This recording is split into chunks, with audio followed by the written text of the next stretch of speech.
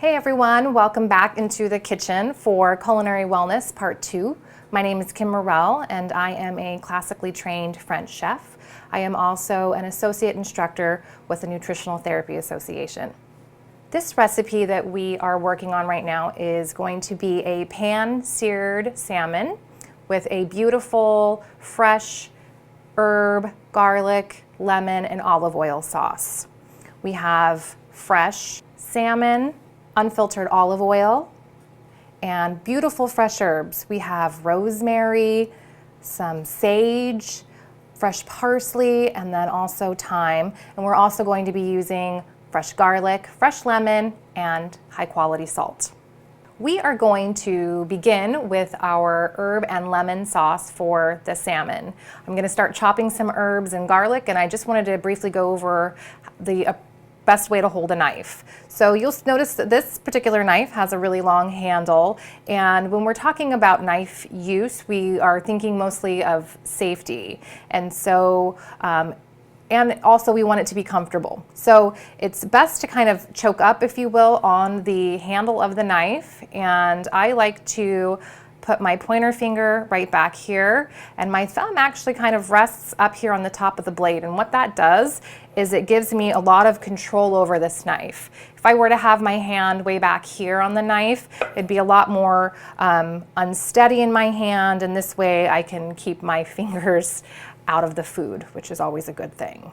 But know that this comes with time, and you know, it's okay to hold it however you're most comfortable and in a way that keeps you safe. Okay, so I've got some parsley here, and with parsley it's fine to just use the stems as well. They're full of lots of antioxidants, and so you don't have to worry so much about picking all of the parsley off. I am going to go ahead and just chop off those rougher ends there. And one of the things we hear the most is that, you know, it takes time to prepare all of these things, and getting more proficient in your knife skills will help you be faster in the kitchen. So I'm just going to give these a nice rough chop, and if you'll notice, I'm using my pointer, or what is that, my middle finger as a guide to kind of help keep that knife and keep my fingers. You'll also notice that I tuck my fingers away from the food, right? We don't want to have our fingers out. That's dangerous. So claw fingers under, the middle finger kind of acts as a guide as I am chopping my way through this. You also want to make sure that you have a nice sharp knife. That's going to make everything easier to do. And you also, if you were to cut yourself, you'll actually tend to have a worse or a deeper cut on a dull knife than you will on a sharp knife. So, and then once again, I'm just going to rough chop this back and forth a couple of times. And then that's going to go right in my bowl. And now with thyme, this beautiful herb, it's nice and woody and grassy. I am going to go ahead and remove this rough stem. You know, you can play around with the ratios of herbs. I'm not going to use quite as much rosemary because it's beautiful herb, but it can be a little bit overpowering. The salmon can definitely handle that flavor. It's a nice, beautiful, fatty fish. But if you were cooking something a little more delicate, you might, you know, play around with that. So we're just peeling these off. And then once again, nice close handle on the knife. And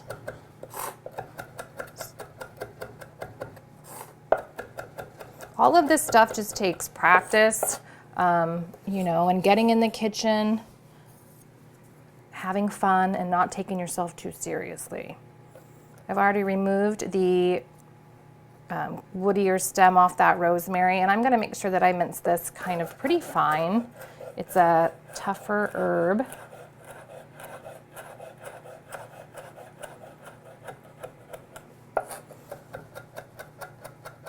You know, guys, if you were in a hurry, you could also throw all these fresh herbs in your food processor, and that would chop it up real quick as well. I just think it's good to practice those knife skills. All right, and now we have some sage. Sage is a beautiful velvety, reminds me of Thanksgiving. It's very herbaceous. And this one is fun. We're going to show you a technique called a chiffonade, which is just a fancy word of saying ribbons. So I'm kind of making a little bundle of flat sage leaves here. And I'm going to roll them up.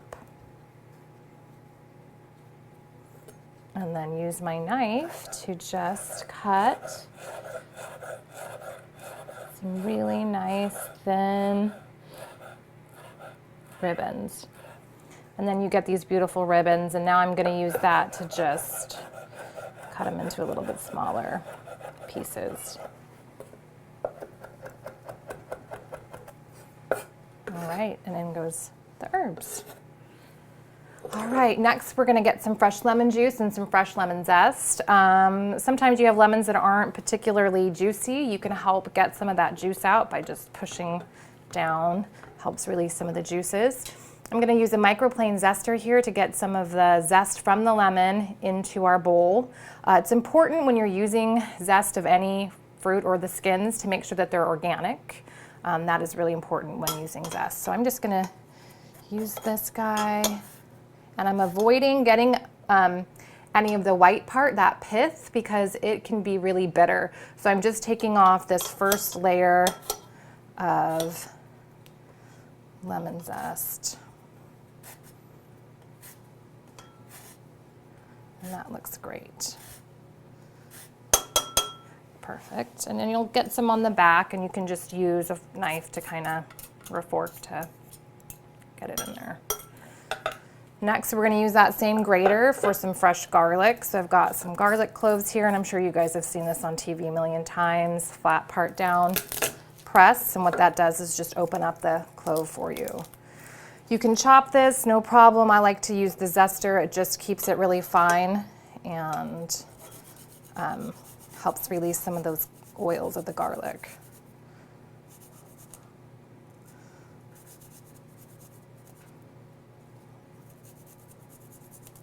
And then we can just scrape the back again.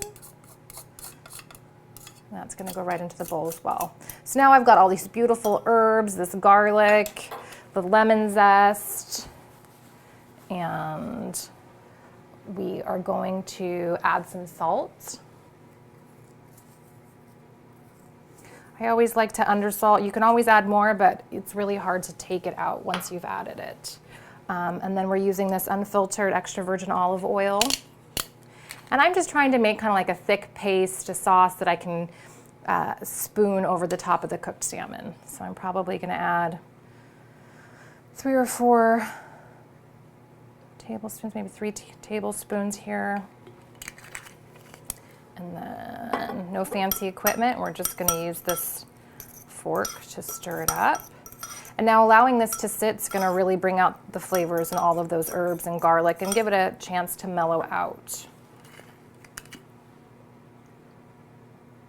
There we go. And that, guys, is your lemon and herb sauce for salmon.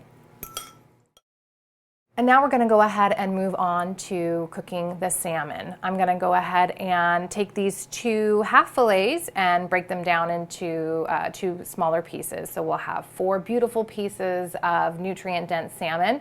And the cooking fat that we're using today is ghee. It's one of my favorite cooking fats.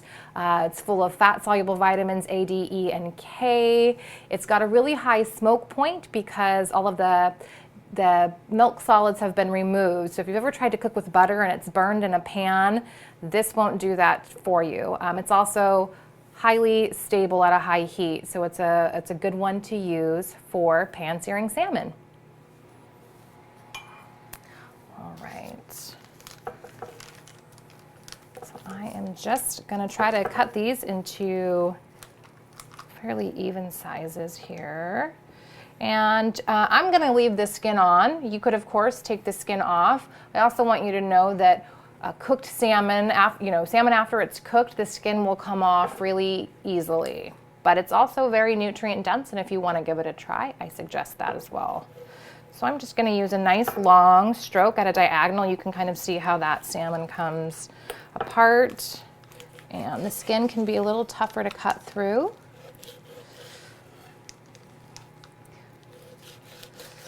All right, so I've got one fillet, two fillet. And there might be some scales on there, that's fine. That's what happens when you're using really fresh ingredients. And right about there.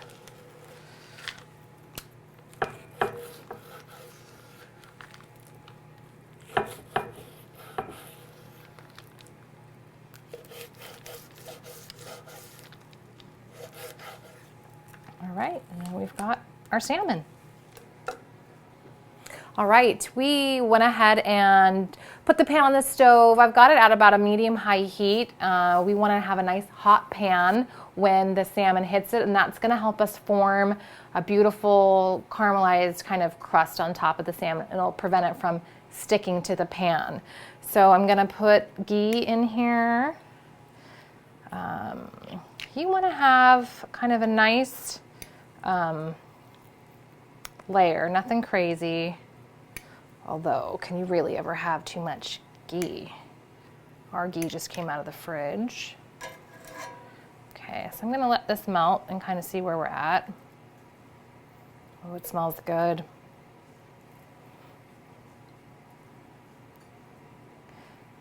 You know, and you can kind of, this ghee that we're cooking it in, cooking the salmon in, will also enhance the sauce that we made. Okay. All right, so I'm going to go ahead and salt that salmon. You could add other, you know, garlic or black pepper, but we're just keeping it simple with that salt. All right, I've got my pan nice and warm. The ghee is nicely melted. I'm going to take this beautiful salmon and I'm going to go in. So you're just going to gently place it in there. Make sure you don't throw it in there. You've got that hot fat in there and you would not want that to bounce back at you. We don't want to crowd that pan. What ends up happening is the temperature of the pan drops too much and then you just sort of end up sweating your food instead of getting that nice caramelization. So one of the best ways to know when your fish is ready to flip is if you can kind of gently move it around the pan. You know that those proteins have coagulated and they are no longer sticking to the pan. So we are just going to gently flip it over. You've got that beautiful color on there. So in my opinion, salmon is a fish best served medium rare. Of course, you can continue to cook it a little bit longer to your liking. This salmon looks beautiful. We've given that skin some time to get nice and crispy, and I'm just gonna take it out here. There's plenty of ghee in the pan for this next round, so I'm gonna go ahead, once again, it's been salted, and I am going skin side up, flesh side down. Nice and gentle in that pan. These are a little bit smaller, so they're probably gonna cook a little bit faster. All right, nice and ready, just a gentle flip.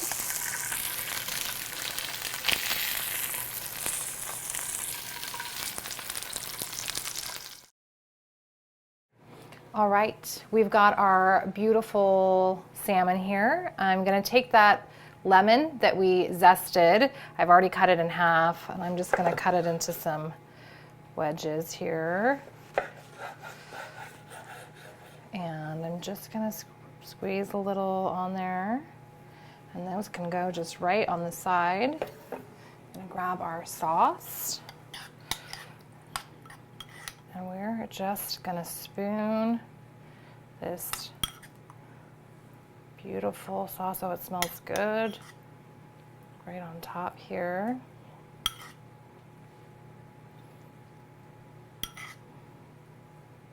All right, guys, it doesn't get much more simple than that, and this is also delicious. So you could serve this with cauliflower rice, roasted sweet potatoes, quinoa. It's a really versatile dish. This sauce would also go great on chicken or pork as well. So we wanted to give you lots of ways to make this dish your own. I wanted to add one last note about the herbs that we've used here on this salmon dish. They not only enhance the flavor and the nutrition of the food, but there are also therapeutic uses. And the beauty of using fresh herbs is, you don't have to worry about dosing or anything like that because it's just real food. So we've got the beautiful parsley that's great for aiding in digestion, the antimicrobial, antibacterial naturally, and are also anti-inflammatory.